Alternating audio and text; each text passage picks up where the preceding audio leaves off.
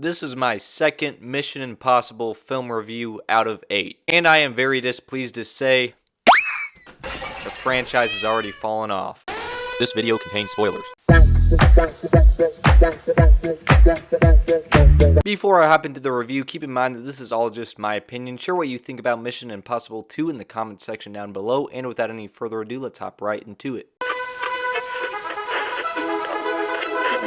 So the basic premise of this movie is that the main character played by Tom Cruise, Ethan Hunt, he has to secure a genetically modified disease, which I mean is not a bad idea for a sequel to the first Mission Impossible film. It's a nice way to expand the story. I mean, what could possibly go wrong? Well, to put it very simply, the first half of this movie is very boring. It's pretty light on action, and it focuses too much on a love story, which I'll get more into later. But I will say the second half is much better. It's much more watchable, and I do think the original cut of this film was supposed to be like over 3 hours long, and Paramount made it to where it could only be like 2 hours. And so naturally, when there's some studio interference like that, it's just not going to be as great as originally planned.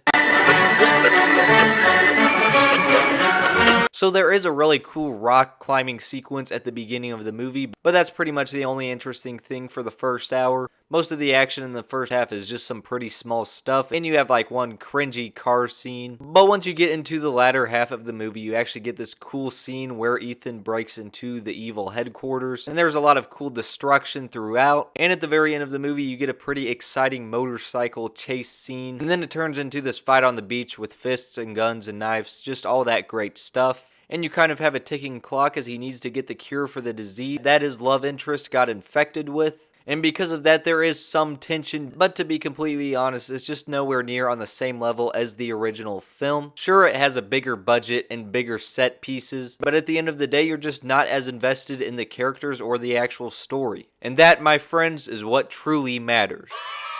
Also, I must say, I thought in the first film it was a little goofy how they had ultra-realistic masks to impersonate people with. I really did enjoy that movie, but that one fact did seem a little bit over the top, not quite as realistic as the rest of the movie was trying to be, and they continue to do that in this movie. And I get it's not supposed to be super realistic, but it just does feel like a Scooby-Doo episode.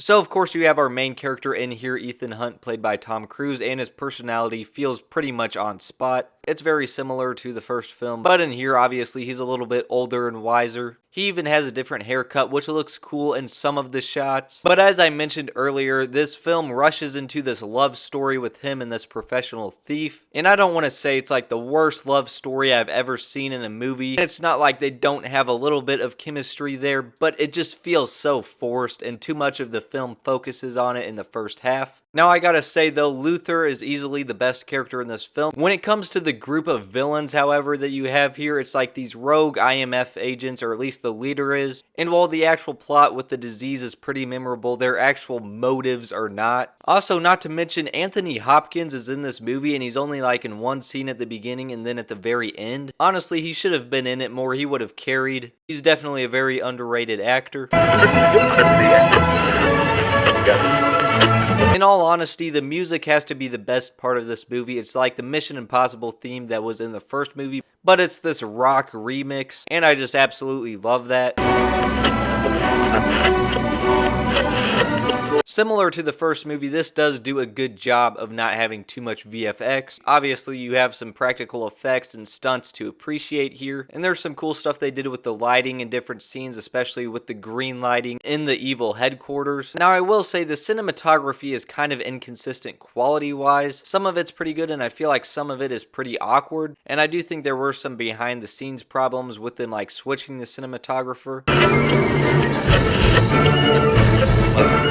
So overall, this is a movie that has very good individual sequences, but as a whole, I don't think it flows together the best, and it definitely has a completely different vibe from the original, which in some ways that's not a terrible thing because you do want it to feel somewhat different, but at the same time, different doesn't always mean better, especially in this case. But for all the flaws it does have, there are some things to appreciate in here. So overall, on the quality scale of 0 to 100, I'll give it a 64%. And if you're a fan of this franchise that has to watch every movie, I would definitely recommend it. But otherwise, it's not really anything too significant that you need to see. If you have seen it, let me know what you think about it in the comment section down below. As always, thank you guys so much for watching. See you guys in the next one.